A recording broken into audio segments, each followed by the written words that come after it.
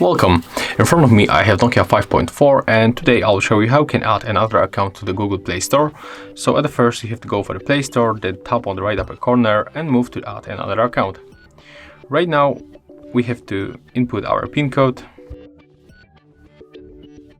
and then we have to input our email.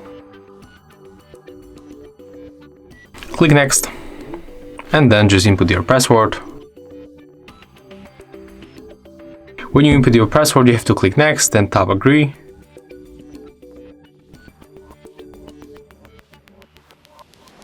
You can save your password or just skip it.